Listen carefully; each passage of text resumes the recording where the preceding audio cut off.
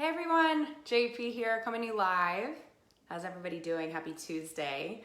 Today happens to be my birthday. So I think I've gone live on my birthday the last few years and tried to deliver value, as I always like to do, and share good messages, things to motivate you, inspire you, empower you. And today I was thinking, I had this amazing, beautiful day. If you've checked out my stories, then you know what I was up to and where it was at. But today I was with two of my girlfriends and we were at the brand new Philadelphia Four Seasons Hotel at JG, I think it's Sky Lounge or Sky Bar.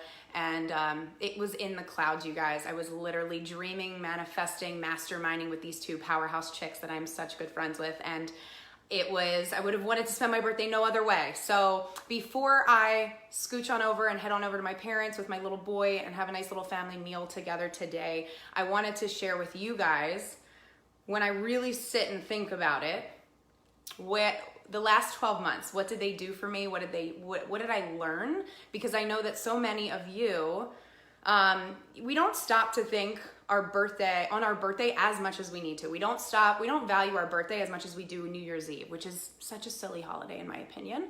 But nonetheless, my birthday, I always have looked at it as it's my New Year's. So yes, there's no ball that's dropping on Times Square in New York. No, it's not what everyone else celebrates, but that was what makes it more special, right? It's just mine and anyone else who shares my birthday. But it's my time to evaluate where I've been in the last 12 months, what I've done, what mistakes I've made, have I grown from them, have I learned from them, what could I have done differently, what am I going to do differently in the future, and what am I taking with me, because mistakes are really not mistakes, they're just lessons. And so 12 months, what did the last 12 months what happened for me during that time? What can I share with you that hopefully you guys can take? Some of these you may very much relate to, and you can take with these and do with them what you will, and hopefully they can help you go out into the world and do all the things that you're trying to do and help you accomplish. So, and thank you guys for all the birthday love and the birthday messages. I see a lot of you guys popping on. You guys mean so much to me. It's awesome having such good Facebook friends and real friends and online friends. I love and adore you all. So I'm gonna just get to it. So number one, and I wrote these down because I don't want to forget them, but my 12 lessons in 12 months, my number one, the first one, not in any order, but number one is tell people what you want, but don't expect it from them. This one has taken me literally 33 years to really wrap my brain around and actually understand.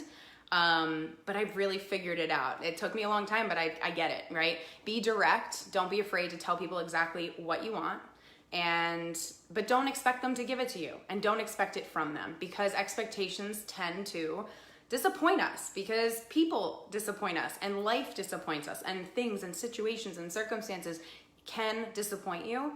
But if you are direct, and then you know you're doing your part and you're setting the intention and you're sharing your intention with that person, and the rest is up to the universe to deliver, or that person to deliver or not, but at least you're being direct and open and honest.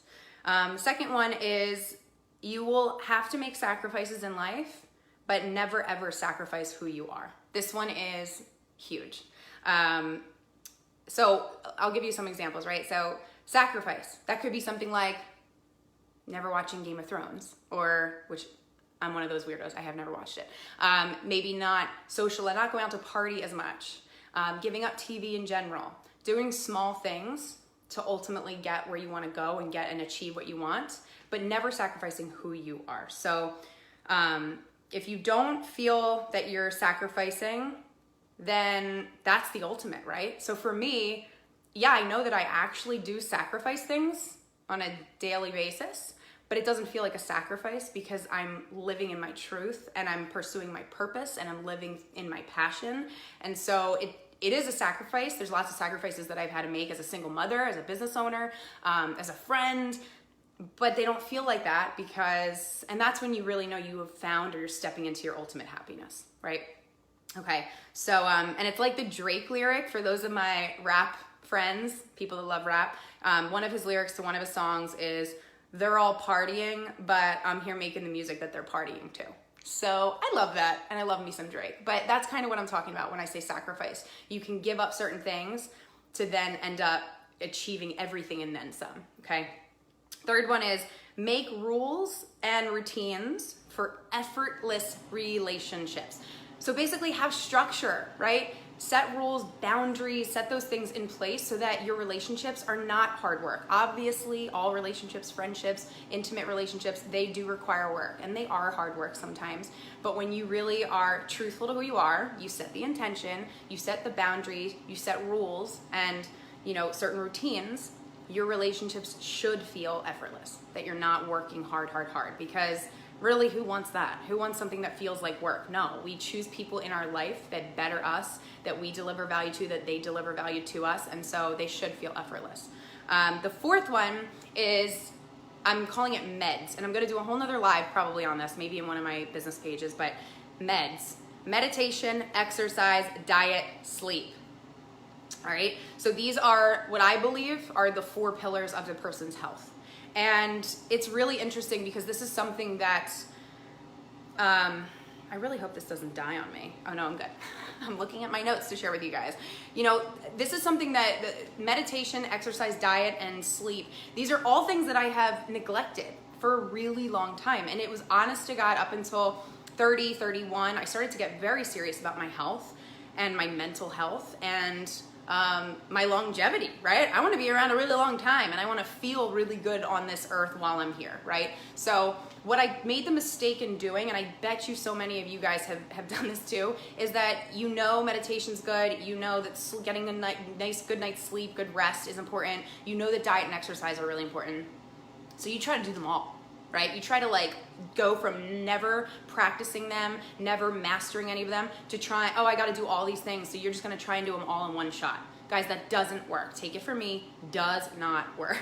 So what you're going to want to do is do one, focus on one, master that, and then do one bite at a time, one thing at a time. You can't do it all. You can't do it. If you went from never doing any of those things and then you try to do all them, it doesn't work. It doesn't work. Please hear me when I say this. So if meditation seems like it's the most easy for you to swallow, to fit into your life right here, right now, start with that and give that a couple solid weeks, give it a month and master meditation in your life. Maybe it's only 5 minutes a day, okay? Maybe it's 10. Maybe your meditation looks like prayer. Maybe it's quiet time. And for those of you that can't meditate, if you just sit in stillness, inside, outside, in nature, in your home, quiet, unplugged, and sit alone with your thoughts, which I know can scare some people, being still is really, it does wonders for your health. So that's really all it is. So if you've tried meditating and you're like, I can't do it, you can. And it could just mean prayer or quiet time or just stillness time, okay? So do one of them and then master the rest. But meditation, exercise, diet, and sleep, critical. 4 pillars of your health. I'm at number 5 now out of my 12. Okay, 5 is less is more. This is so hard for me because I am not only chatty, but I also like to bite off more than I can chew. I try to tackle a million tasks and think that I'm superwoman and that I can do them all in the time frame that people want me or expect me to do them in. And a lot of the times it's unrealistic and I put a lot of pressure on myself, and this is a huge lesson that I have learned, all right? So what I have learned through a couple mastermind courses, personal coaching, I have paid so much money and done so many different courses and getting one-on-one coaching in all different areas of my life. And in one of them, when it comes to less is more, what I think about is the one that I more recently learned. And it's to every morning, or for some of you, maybe you do this the night before, you pick your big 3. Okay, so every person, really, it doesn't matter who you are. It doesn't matter if you're a business owner or not, if you're a mom, if you're not, it doesn't matter. But every day, instead of feeling like you have to accomplish 25 to-do things, pick the top 3 things that have to get done, that you prioritize them. They are things that you need to or want to have them done, and do them. And then anything else on top of that is bonus, you guys. It's bonus. And 3, for some of you might be like, that is not enough. But in reality, we only have so many hours of the day. And if you can actually not just start, but finish, that's key, you will feel it does something to your cortisol levels. It does something in your brain. It makes you happy. It makes you proud. You do that every day, you're going to get I promise you, only 3 things every day will get you so much farther and so much more done in a week, in a month, in a year than you probably are doing right now. That's just the truth. Okay, so, and how do you do that? You really find your non-negotiables, you create them as habits, and you fill in the rest of your day with those top 3 things. So if you have a great morning routine and a great night routine, that's wonderful. You continue with that. The big 3 doesn't take away from that. But the 3 things that you really need to prioritize and get done in a day, you do those. And you stay focused, okay? So you tune out the distractions. And there's lots of techniques to doing this. One of the ways that I do it is I will literally set timers. And I will block 30 or 45 minutes on that one task. And if I can't get it done, I know that I at least gave my undivided, disciplined attention to that one thing on my big 3 list. And that's really good. And that's good enough for me. And it should be good enough for you, all right? Number 6 is I have little ears over here, but multitasking is bullshit. I kind of touched on this in number 3. It's bullshit. It's a lie. So if you've been told that or you're telling yourself that and you actually believe that it's real and true, it is not. Okay? And this is not some people can and some people can't. It's bottom line, you can't do it. You shouldn't do it. Your brain's not wired to do that. We are not computers. Although our brains are incredible, powerful tools, they're not supposed to be computing 25 different things at one time. They're not even supposed to be doing 2 things at a time. So if you notice, for me, the only thing I can kind of do is listen to an audiobook while I'm running or walking. And I can kind of do it at the same time, but in reality, if I'm really honest with myself, I'm still looking at the traffic. I'm still looking at my surroundings. I'm still admiring nature. So am I really fully focused in what I'm hearing in this book? Maybe 90%. So we're not supposed to be doing that, okay? So multitasking is bullshit. Focus is your superpower, okay? Strength truly lies, this is such a lesson that I have learned, strength really lies in discipline and your ability to tackle one thing at a time, okay? Do less and accomplish more. That's the reality of the situation. Number 7 is take time to breathe and do nothing and be so okay with that, all right? It recharges you, it helps you see the big picture, and it really helps you appreciate the small stuff and the little things. Number 8, understand that your growth may mean that you will outgrow old routines, old habits and old patterns, and even old friendships and other people. And that's really hard. And I've gone through this myself. I'm sure lots of you have. I'm sure we all have at some point. And sometimes it feels sad, and sometimes it feels uncomfortable, and sometimes it feels like, wait, I don't want to grow. If this is what growing is, I don't want to do it because I don't want to let go of what I know and all that I've known and what I was comfortable with, and it doesn't feel good. But really what's on the other side of good is great. And learning to be okay with loving people in every bit of your journey that they've been a part of it with you for is a beautiful thing, and showing gratitude for that and loving on that relationship, but then moving forward and on, if you know you're going in the direction you should be headed in anyway, it's huge.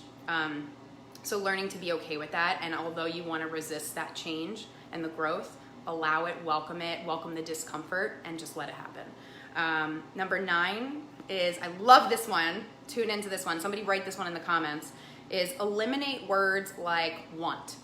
I want $1 million. I want a big house. I want better health. Take want out and replace with will. This is so hard, but I've taught myself this for the last 12 months. And I even have Post-it notes in my house that have the word want with a big X over it, okay? I do this with lots of words. But want is one that is used more than anything. So I'll probably do another live or share something else about all the words that you should eliminate, because it's so important to get rid of them, because they are disservice words. They do not help you at all. They hurt you. So change want to will. Change want to will, and change can't to how can I. So, I can't just do this. Instead of making the excuse and saying that you can't, which the universe is going to say, okay, great, I'm not going to give it to you then. Change that to, instead of I want this or I can't have this, okay, I will have this. How can I get that? I guess turn it into a question, okay? Number 10 is don't beat yourself up. Don't beat yourself up. Oh, here's what I wrote. I can't read my writing. Don't beat yourself up that the last year feels exactly the same as this year, okay? And that's a lie that we tell ourselves, that we've made no progress, that everything's been the same, and maybe my business has been the same, and nothing major has happened. And the reality is that each year you're growing in wisdom. Okay, you're learning lessons even if you don't think you are, and maybe you haven't made major progress emotionally, physically, business-wise, but you have made progress. So do not beat yourself up. Just realize I'm not okay with this, but I'm really proud that I can recognize this, and I now know where I can go and what I need to change to go ahead and get where I want to go. So just don't beat yourself up that you feel stuck. Make a decision and go. Number 11 is that your health is everything. I was at a funeral last week for a very good family friend who passed away, and she was only 30 years old. And I see sicknesses coming up and illnesses for young people, and just so much, without getting really deep and sad and low about it. Guys, what good is having $1 million if you're in a hospital bed?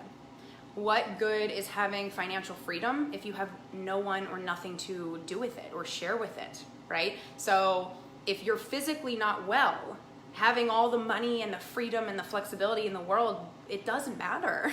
It doesn't matter. Your health is your wealth. Your health is the number one most important thing. So get healthy. And the last but not least, number 12, my 12th lesson is be selfish and love yourself and put yourself first, and travel a lot and make all the mistakes you can and do things messy and not perfect. I wrote, be brave, give big, have faith, and fall in love with every messy, awful, beautiful piece of yourself. So out of my lifetime, out of the last 12 months, the last year, those are 12 lessons that I wanted to share with you, and I'm sure some of you can relate to some, if not all of those.